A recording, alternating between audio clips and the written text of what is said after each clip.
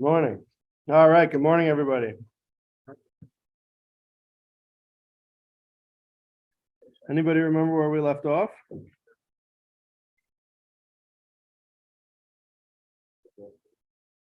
I think we're on page 106. Yeah. Morning. All right. Good morning, everybody. Oh, gosh. Anybody? 106 thing was illuminating the room world. Yes. Page. Okay. We have enough copies, right? I didn't make any more out of compassion for the trees. So. All right, we're good? Okay. All right, so we are inching our way through this this discourse. I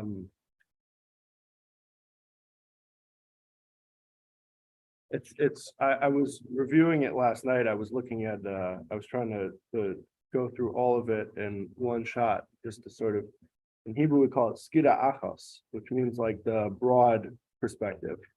So I wanted to go through the whole mimer, and it was I was reminded about how intricate it was and how detailed it can be. So it was giving me some fond memories of nostalgia. This is a mimer that we come back to over and over again as being really foundational and fundamental, and offering a lot of substance to think about and to meditate on. That's why this guy, I think his name's Bigler. I'm not sure who prepared this work, but that's why you see on a lot of these pages it'll say like day 27 or day 11 or something, that he broke it up, that it's a 30-day meditation program. So there's a lot to think about. There's I think in some ways we might, like we were talking about last week, the chatanius versus the pneumius, right? It sort of requires a level of superficiality in order to keep it moving and keep it going, right? That was one of the examples we gave last week, was in discourse, in dialogue, words are superficial relative to the thoughts, right? And that's important, that's necessary in order that we can convey our thoughts. Because if we were just sharing thoughts, it would be too intense to receive. It would be too intense of interaction. So words sort of serve as this middle ground, as this vehicle.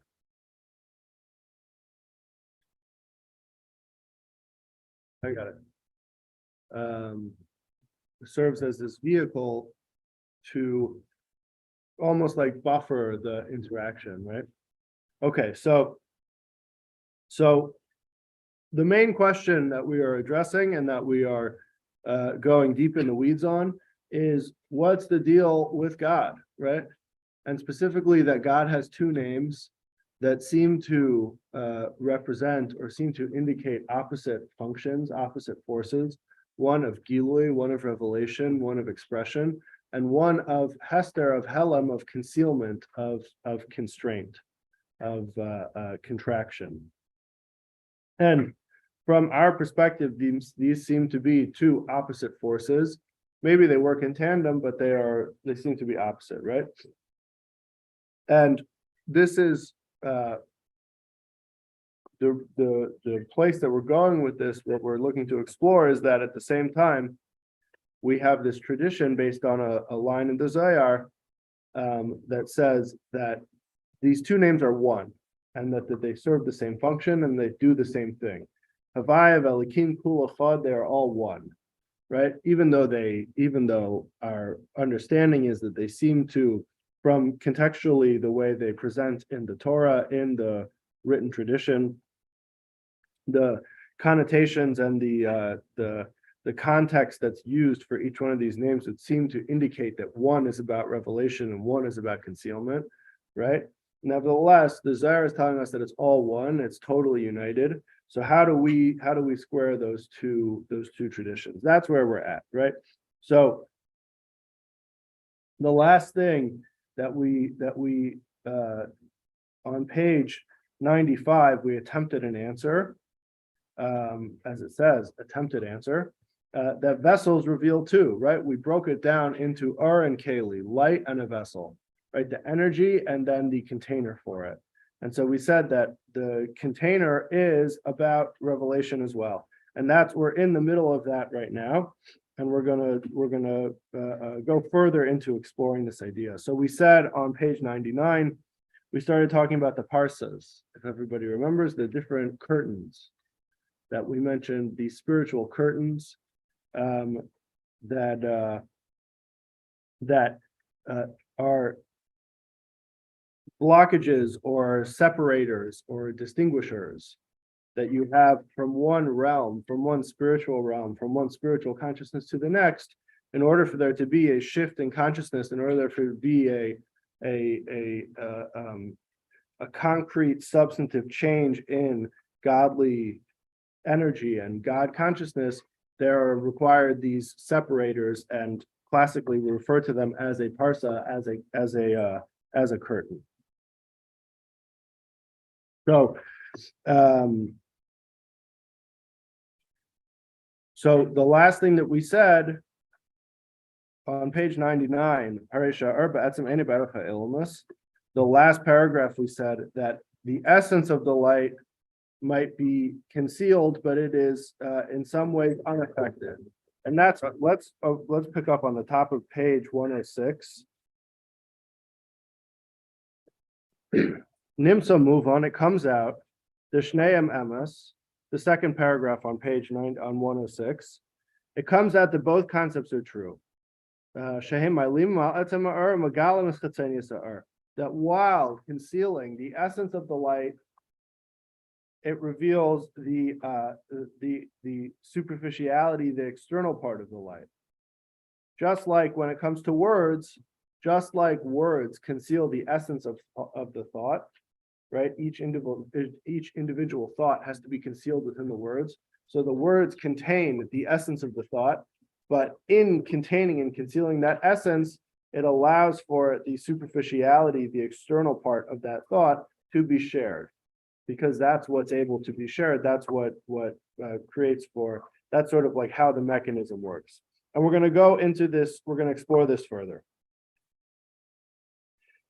He breaks it down in this gray box. That's a background. And then on the bottom, it continues with the text. So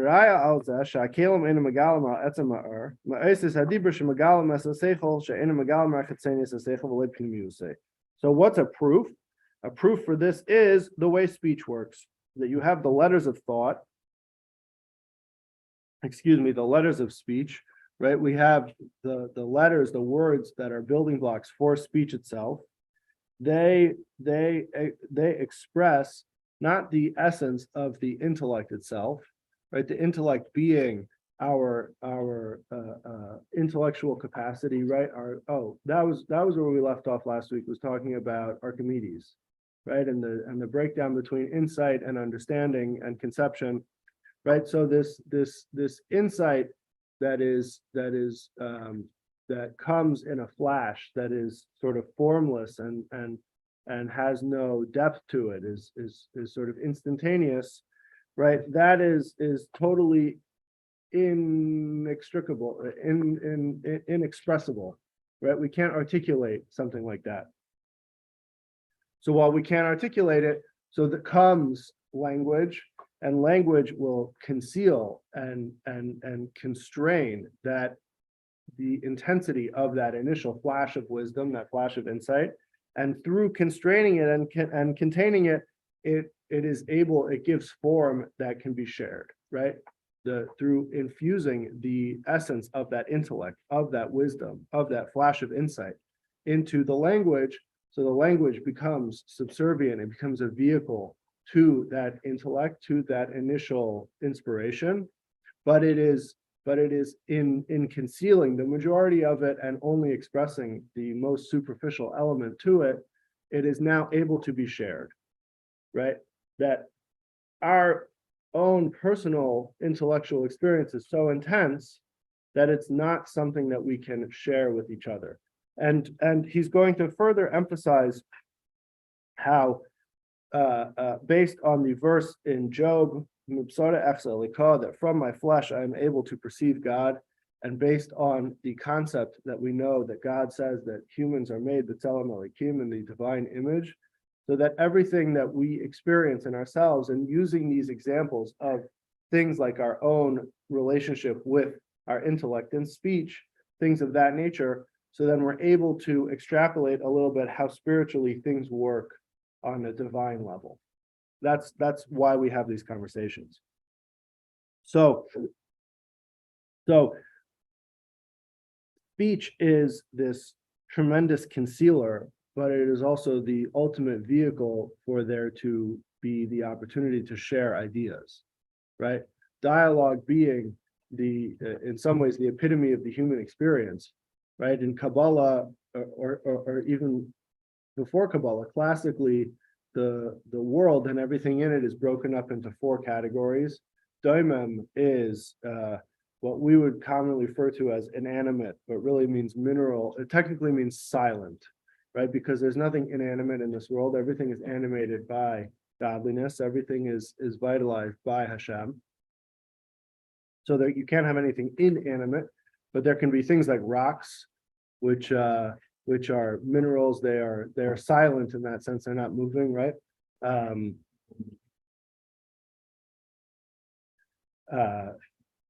The Arizal would say that even rocks and minerals and everything within the Daimon category has a soul to it.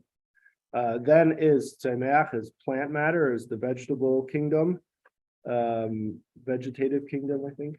And then Chai is the animal world, and humans are called Medaber. Humans are called speakers. The hallmark of a human is that we speak. So in that sense, dialogue is the ultimate human experience, right? In that it's 2 people engaging their speaking capacity together, right? So it is on the one hand the most human experience, and at the same time it has a tremendous, if not the most amount of concealment to it, in that you take this intellectual capacity and you have to stuff it into words that are tremendously confining and limiting and constraining. So continuing along,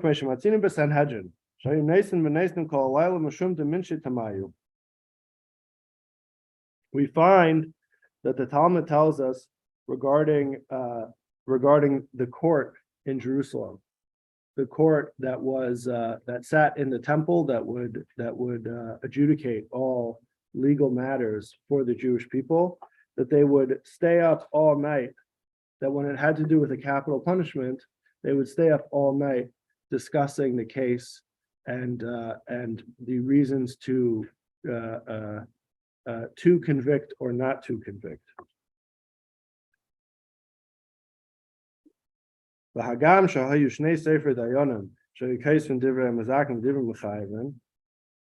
even though they had 2 scribes who were writing down, they had 2 court reporters writing down all the discussions that were going on between the judges. Pirush Rashi, the Tavna Delibai, like Kisvi Inshi. Rashi says a person cannot write down the convictions of another's heart, meaning to say that they would stay up all night discussing this in order to keep it fresh, because even though they would have a court reporter, they would have somebody, a stenographer writing down all of the conversations between the judges, they wanted to keep it alive, that they should have that they should feel the feelings behind it and the thoughts behind it, and that when things are written down, it becomes even that much more external to the words themselves, right? That relative to that which is being talked out, to write it down afterwards is even more superficial. So they would stay up all night having these conversations, discussing the merits and the reasons to convict. So it would stay more alive, it would stay more full. They would have the essence of the how would you say it? The essence of like the motivation to convict or not alive and present for them. Does that make sense? Right? That the words only express the external representation, they only express the most superficial part of it. So the same is true above. We're on page 107 in the second paragraph. The same is true of the vessels above, the spiritual vessels, the way God expresses himself, the way godliness descends to create existence and infuse reality. That you have these vessels that contain godly vitality, that contain godly energy, and they only reveal the external, the superficial element, and the essence and of the light, and the inner, the light in its most pristine sense is contained within the body, within the vessels. And then we go to continue this metaphor, or to further illustrate this, we use another metaphor, we use another analogy. So we can understand this from the body, right? Like I mentioned before, that we have this principle. There's a verse in Job. Job says that from my flesh I am able to perceive godliness, and that we have a principle that every human experience, being that the human is the microcosm for the divine, so everything that we experience we can extrapolate from to understand. It's not a one-to-one, but we can use it to give us a little insight in how we understand the workings, the spiritual workings of God Almighty. So we have so we have the powers of the soul that invest themselves within the limbs of the body, right? The body is a piece of meat, ultimately, right? The body is a collection of cells, and there is a vitalizing spirit that animates it generally, and then each capacity that we have individually has a certain revelation, a certain expression of that soul, of that divine spark that gives us our existence, right? So we're told that the soul is seated in our brain, and from our brain, the energy, the vitality, the animus of the soul flows through the rest of our body. And different spiritual elements to our soul, different capacities that our soul has in its methods, in the ways that it can express itself, and in the ways that it can engage or integrate into the body, facilitate certain things. So the soul has a capacity for vision, right? The soul's capacity for vision is mislabish and clothes itself within the eye, right? The eye is ultimately a piece of meat, just like any other piece of meat, but it is the soul's capacity for vision that in clothing itself within the eye that allows the eye to see, that we can see from our eye and not from our nose, right? Our capacity for dexterity, the soul's capacity for dexterity is most enclosed within the hands, though it is also enclosed within the feet in some way. I think I mentioned last week that you see videos of people playing piano with their feet, right? And you're like, this is bonkers, right? Because most of us don't have that type of dexterity in our feet. Some of us do, but most of us don't. Most of us have the dexterity in our hands. Our capacity for movement is much more in our feet, right? That's why you can't walk on your hands very far. So all of these are a spiritual, in its source, are a spiritual capacity that is rooted in our soul, or is that essential to our soul, and that it is a combination of the the way the soul expresses itself, like expressing that certain capacity, like a capacity for dexterity, and also the vessel in which it is being expressed, like the hands versus the feet, that allows us to do something like play piano or write or fix a car. So let's see how he breaks down this metaphor.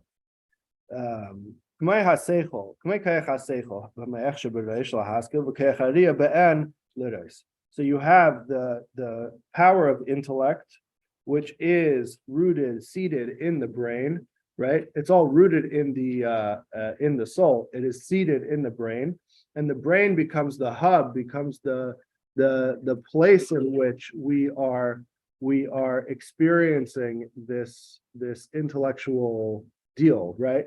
Hey, how you doing?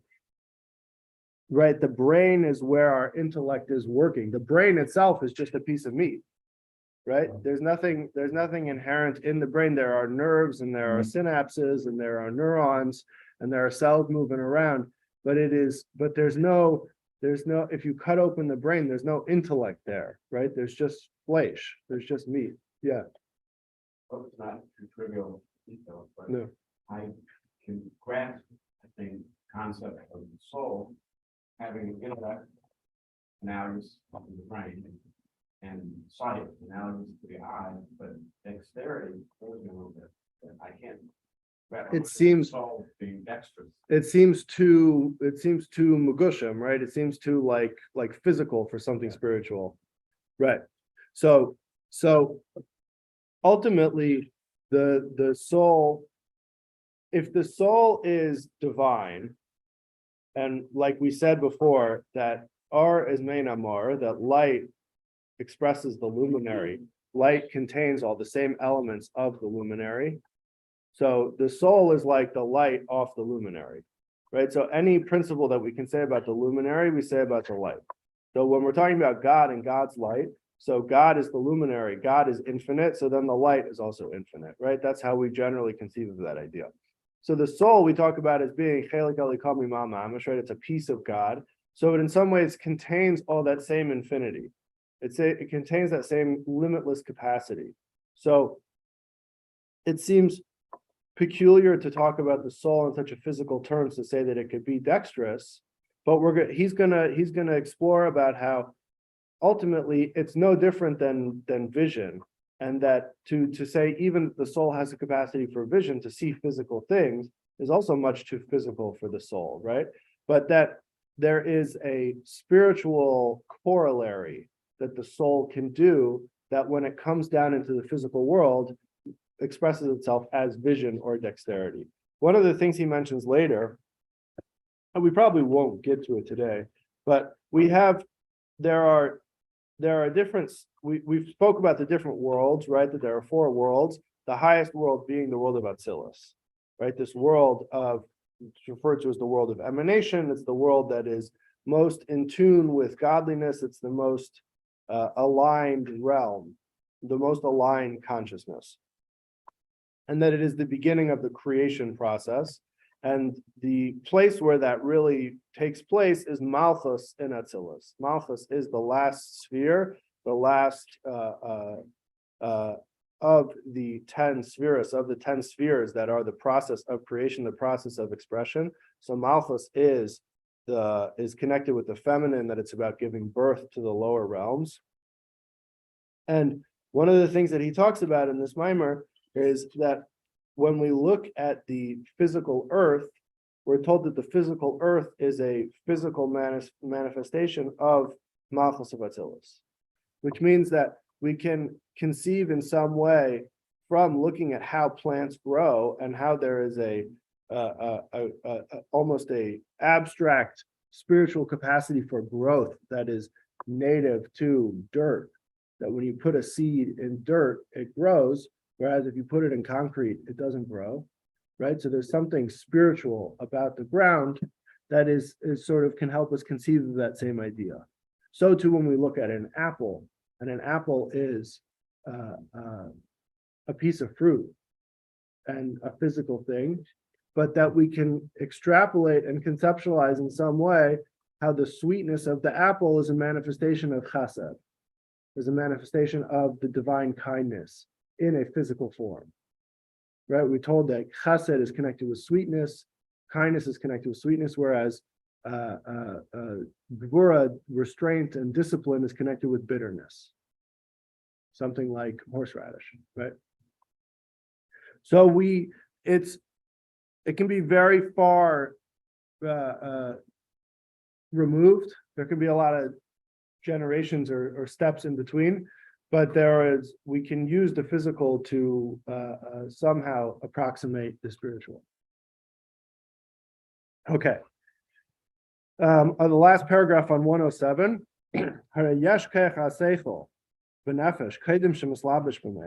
the soul itself, before it comes down into a body, before it reveals itself in the mind, has some spiritual capacity that we approximate as intellectual. And so too, it has some capacity for perception, for vision, for perception before it comes into the eye. So, but the way that they exist by the soul, the way they're sort of natural to the soul, in this much more theoretical, abstract form, is on a much higher level, takes on a different form. But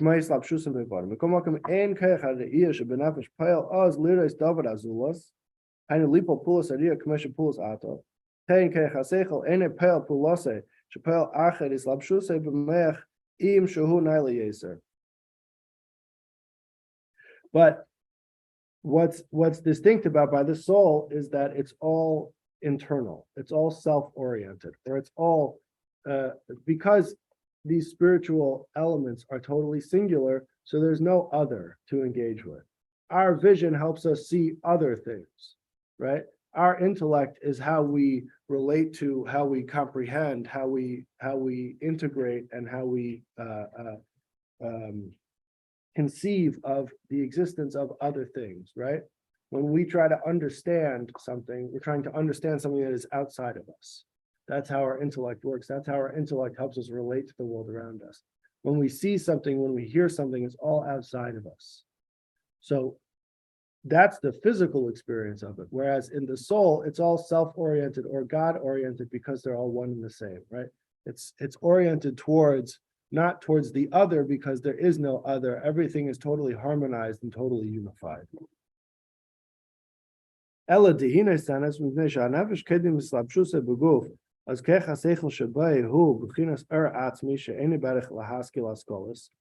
So these two things are related to say that the soul, before it comes down into the body, the capacity for intellect is essential. It is not. It hasn't been expressed as an individual element. It is part of the makeup of the soul. It is essential to the soul. Which is to say that the soul has this infinite capacity. So essential to its being is this sort of infinite capacity, that it is a spiritual thing that does spiritual things. So it hangs out in Gan Eden, and it reflects on godliness, and whatever souls do when they're not bound to a form, they do spiritual things. They think about God and they relate to God, and maybe they sing and have campfires and sing Kumbaya. So it exists in some way that we can sort of conceive of, even though it's something that's fundamentally spiritual, something that's fundamentally beyond our conception, right? We can sort of approximate that the soul has, if the soul, when it comes down into a body, can see things in a physical way, so that means that there must be some spiritual element to it as a soul spiritually before it's enclosed in a body. So the same is true with seichel, with intellect, that its spiritual experience is that it does something that we would approximate close to intellectualizing, thinking and meditating on its relationship with godliness, right? The Talmud tells us about how in Gan Eden you have the tzaddikim are nanim miziv hashchina, or the souls are nanim miziv hashchina. They bask in the glory of God, and they have pleasure from the. They take pleasure in the light of the divine. So those are all spiritual concepts that we're sort of approximating with language to understand in some way. But it means that the essential to the soul is some capacity for these things. So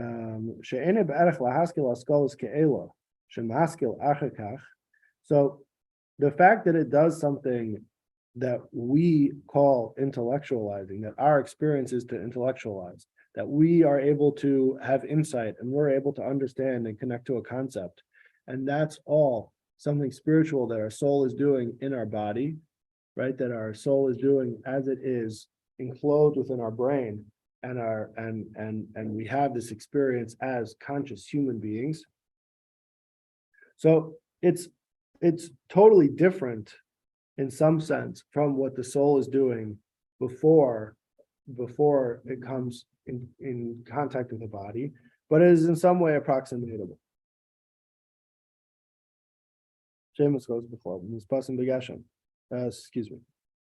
Shebehu b'chinas atmi she'ene be'erech lahaskil askolos ke'elu shemaskil achakach shehem askolos gashmis b'chlav n'pasim gashem kim lahaskil haskolos ruchnis me'hasagas teganei nichdema.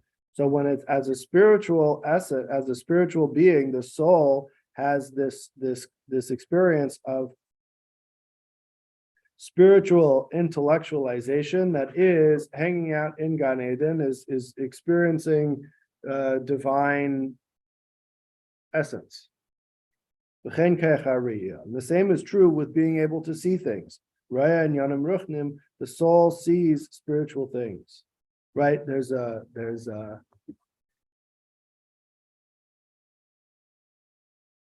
the story with Daniel, or I think it's with Daniel, with the lion. With the lion, Yeah, right. That's where it says the Talmud says there's a story. I think it's with Daniel, but don't quote me on it. There's a story where the Tanakh tells us that, I think it says Daniel was scared, and about the lion, right? There's a famous story of Daniel and the lion, and it says that he was scared. And the Gemara asks, how could he be scared if he wasn't able to see it? So the Talmud answers, he didn't see it, but his mazel saw it. That he didn't see it with his physical eyes, but his soul saw it on some spiritual level, right? Sometimes we come to a place and we feel very uncomfortable as soon as we get there, and there's nothing to make us uncomfortable. There's no reason why we should feel out of sorts, but is nothing physically that we perceive is threatening or makes us uncomfortable. But and the same is true of feeling at home in a place that we've never been to before.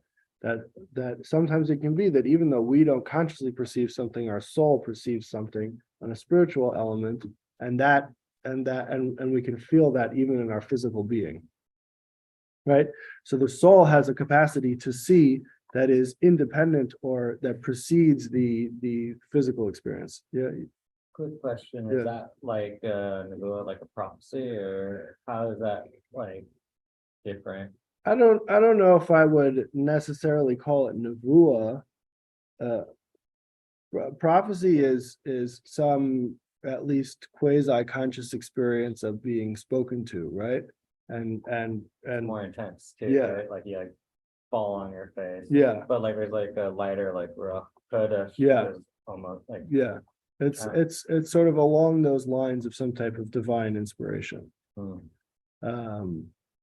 And it like Nevuah talks about, to talk about prophecy, there's like very specific requirements that have to be met, and a person has to do all sorts of things like shower, like crazy stuff.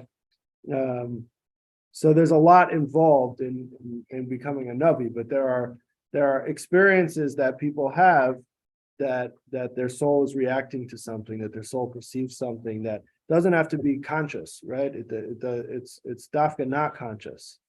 but it is, we can still, it sort of carries over to even our physical experience. Like an instinct. Yeah, exactly like an instinct. ואחר כך בהתלבשות באיברי הגוף, so you have this spiritual capacity native to the soul, but then the soul comes into a body, right? And this is not necessarily talking about in a linear format, that talking about the soul before it comes down and after it comes down, as much as it is, there's the soul's experience for the soul, and there's the soul experience when it is more integrated consciously in the body, right? We're told that there are certain levels, or there's almost a hierarchy to our soul, and there are parts of our soul that consciously or fully integrate into our conscious experience, and there are certain parts that remain above, so to speak, that stay more spiritual, that are not integratable. We talk about this a lot on Yom Kippur, because we're told that there are 5 levels of the soul. 3 of them are we engage with on a conscious basis. That would be nefesh, ruach, neshama. Those are the 3 lowest levels of the soul that are most accessible, that are part of our conscious day-to-day experience. We're told that the 4th level is called chaya, and that is reserved, that we experience on days like Shabbos and the holidays, also Rosh Chodesh, certain how do you say, like special days, meritorious days, or distinct days. And then the 5th level is the yichida. The yichida means the essence. It means the unified existence, the singular state. And that singular state which is totally unified with the source, with God Almighty. So that we experience on Yom Kippur. That's at least the one day that we all experience it.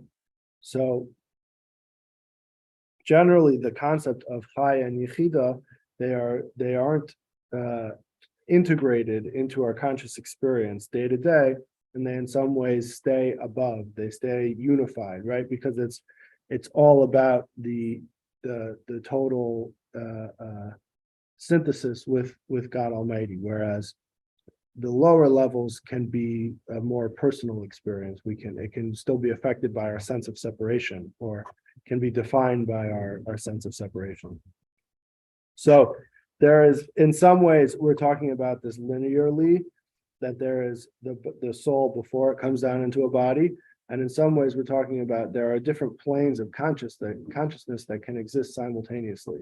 So there is, in as much as we are in our conscious experience, we are seeing, and our soul is expressing its capacity for vision in this constrained way, in this defined way that our eyeballs see, whereas our elbow doesn't, right? There is also an element of spiritual vision that is more native to our soul, that is not revealed through any part of our body or any part of our conscious experience, and is a totally spiritual and maybe even unconscious experience. So, אחר כך בהתלבשות באיברי הגוף מסעלם אור האטמי ומסגלה רק בחינוך חיצוניוס האור שמסגלה ופועל בדבר הזולת. So the essence of this entire analogy is to say that while there is in the soul's, native to the soul's essence, some capacity for sight, for vision, which is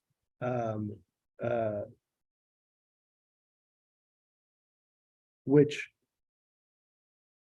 works in a spiritual way, in a unified, harmonious way, right? Something that's all about synthesis, something that doesn't perceive the other, that doesn't perceive outside. It's always looking inward. It's always looking to the singular and to the divine. When that shift takes place, when it begins to be enclosed rather in the eye, and it is able to see something outside of itself, which is our physical experience in this material world. So that has to cover over, it has to conceal the eye or the soul's ability to express itself has to conceal the essence of the capacity for vision and only reveal the most superficial external part of it, which is what is revealed in the eye to see this physical world. The vision, the ability for vision is essential and much more sophisticated and aligned in the soul's reality. But when the soul comes into this world, when the soul manifests itself through a body, it constrains the majority of that to only reveal the most external part of it, the most superficial part of it, which is that which makes our eye see, which gives us a little glimpse into just how exceptional the soul is and how infinite and how aligned the soul is, right? Yeah. Sure. So, you know how like we say the brain just uses 10% of the brain cells and then the rest of it, like, for some reason, if we can tap into the rest of the percentage of the brain, then we can like be really powerful or spiritual, whatever, and like, see things that ordinarily we don't see. So is that like, but that's still a flash, we're still using our brain, like you're saying the brain cells are activated. Is that part of like the luminary just go through the head and just make the other brain cells come alive? I think that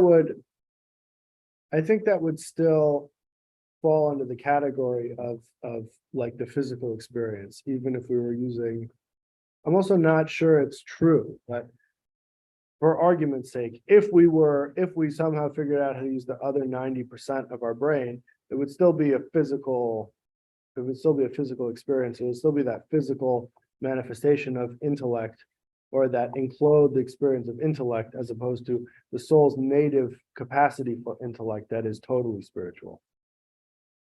But without the like connections on the powerful days and understanding of God, then it's not that authentic awakening of the spiritual. Like someone take a psychedelic, they feel like, oh, they woke up and it's like, oh, I see God or whatever. Creator.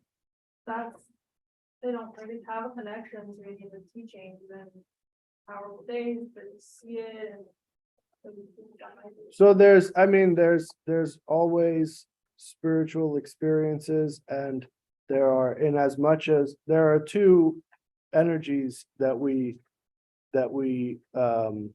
generally understand to be at play in Kabbalistic terminology, we refer to it as Isuris de la Ela and Isuris de la Sata. There is the effort and the work that we put in to refine ourselves and to realize godliness.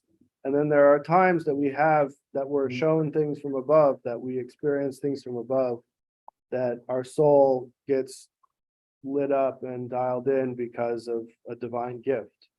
And you can't set your watch to those, and you can't create them when they're not there, but from time to time people have those types of experiences, and they are not relative to the person, or they don't have to be relative to the person, meaning like a person can be operating with minimal spiritual consciousness, and then has some type of is blown out of the water with some tremendous amount of consciousness.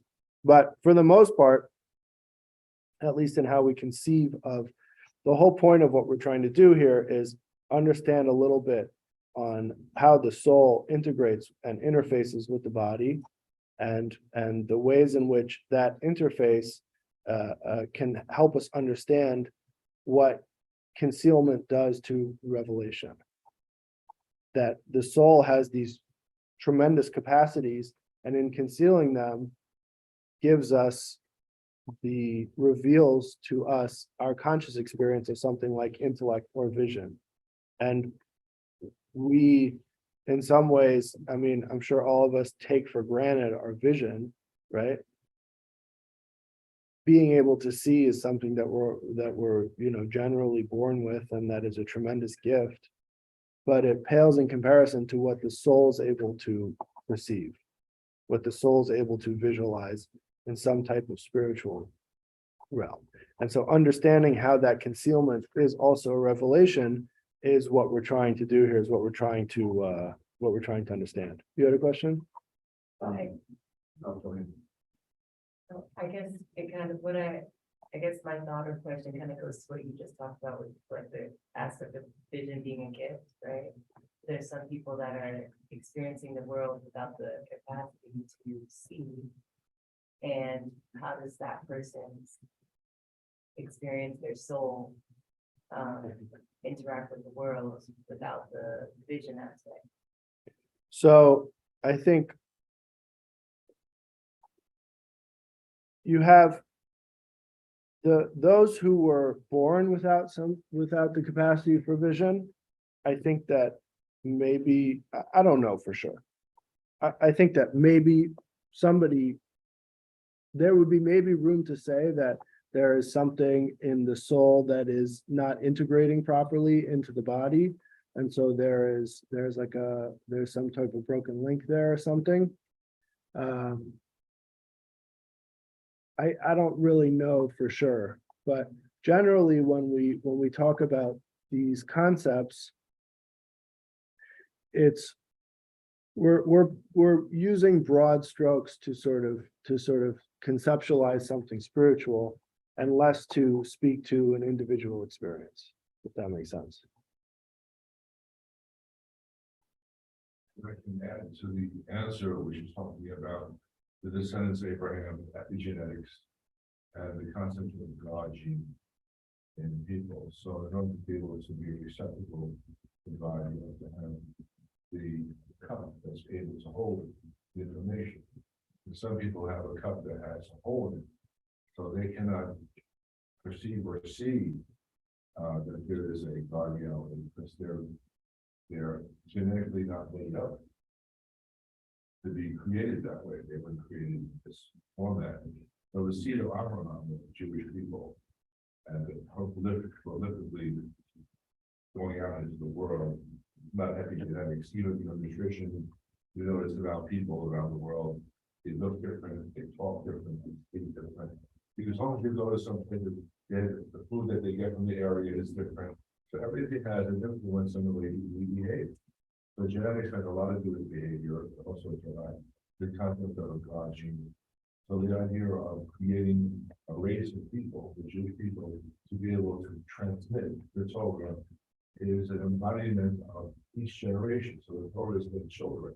It's not for it's for the future generation. So the idea of creating a race of people where the ability to study, therefore the Jewish people create more PhD.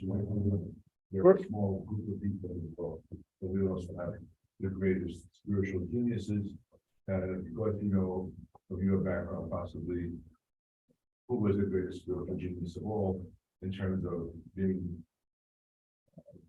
the concept of the Messiah. All these different concepts are proliferating the whole world, bringing God into this world.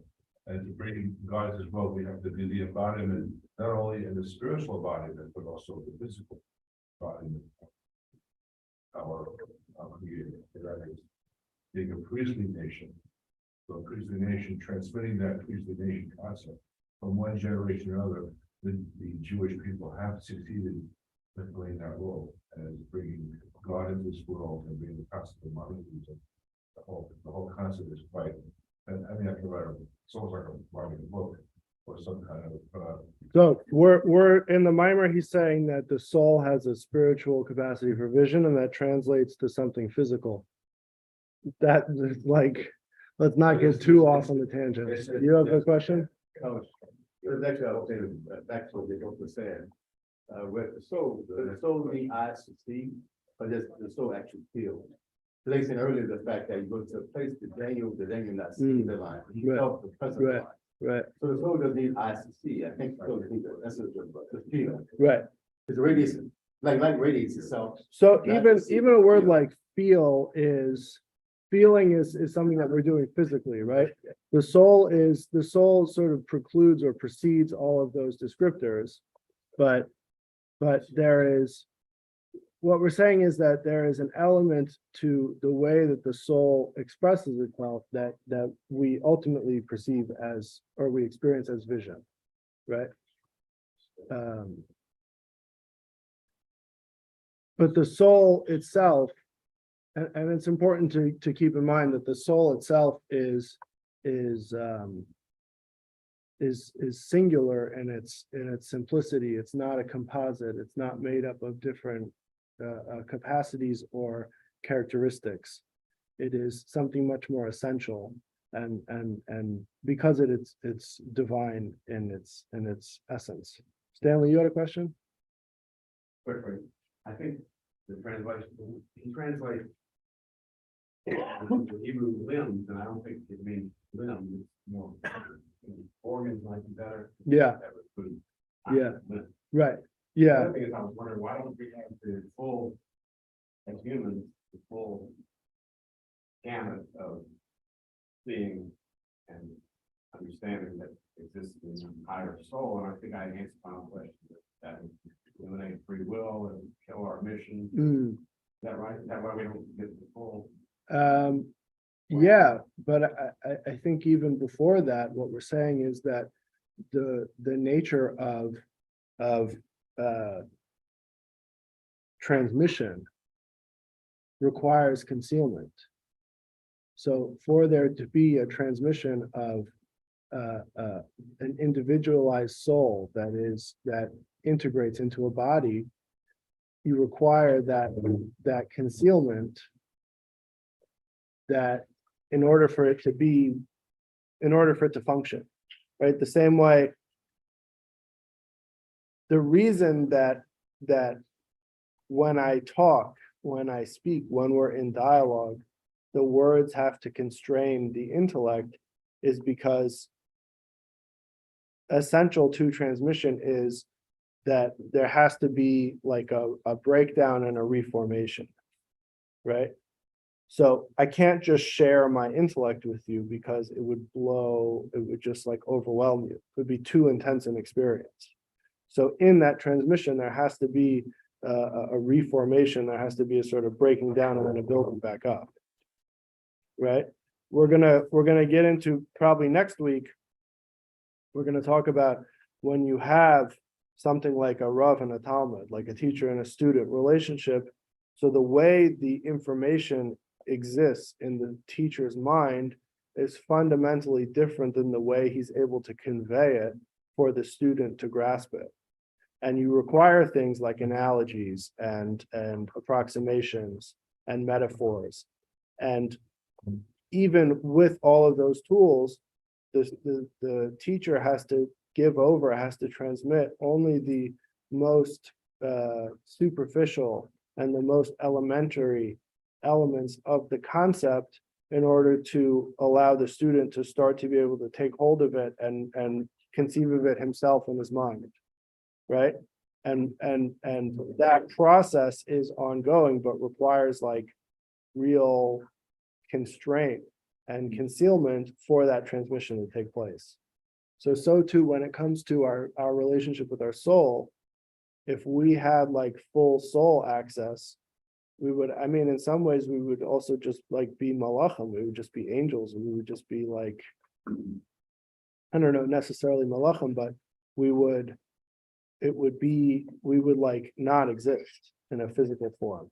It wouldn't be able to be contained, right? There's a spiritual concept of place nefesh, of the expiry of the soul, that there are experiences, people have experiences where they feel so dialed in and so aligned with their godly essence that they just stop existing. They spontaneously combust or vaporize, or, you know, who knows what, you know? Yes, and Did the Rebbeim have a minhag hold on to like a tablecloth or a handkerchief? Yeah. Give them an arm? yeah, the Rebbeim, the Rebbe's used to, when they would say these discourses, the expression is that that the godly presence is speaking through their throat. It says by Moshe Rabbeinu that when he would share the Torah that God taught him, so the godly presence, the Shekhinah, would speak through his throat. And that we understand that for the leaders of the Jewish people to disseminate wisdom is all an echo, is all a mirror of that experience. So the Chabad Rebbe's, when they would say these discourses, they would hold on to like a kerchief under the table. They would like wrap, there was a whole system they would wrap around their hand.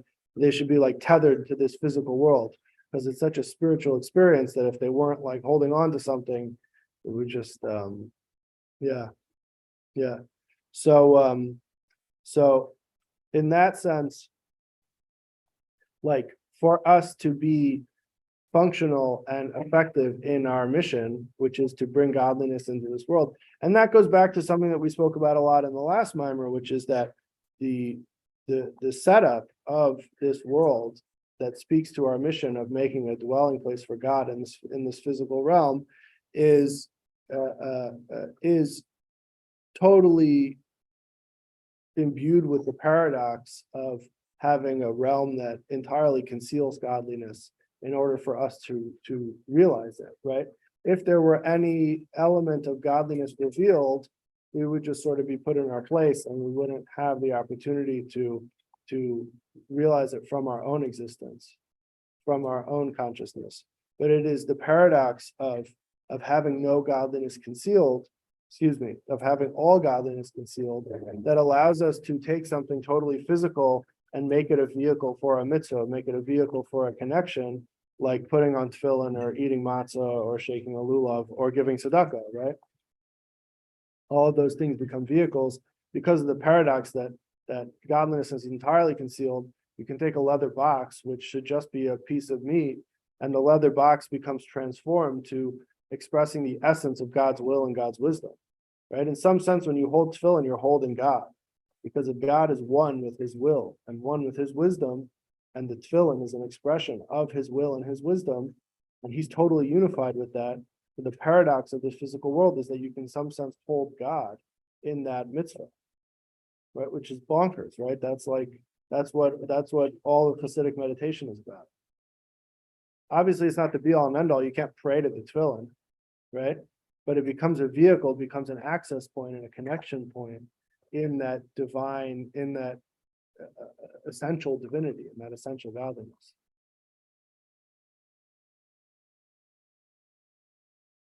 What's the connection between, like, you know, you said souls originate from the brain. What's the connection with dreams? Do they have any connection with soul and the brain? So generally what we say, let's if anybody, I try to be really respectful of time. So if anybody's like dying to get out of here, you're free to go.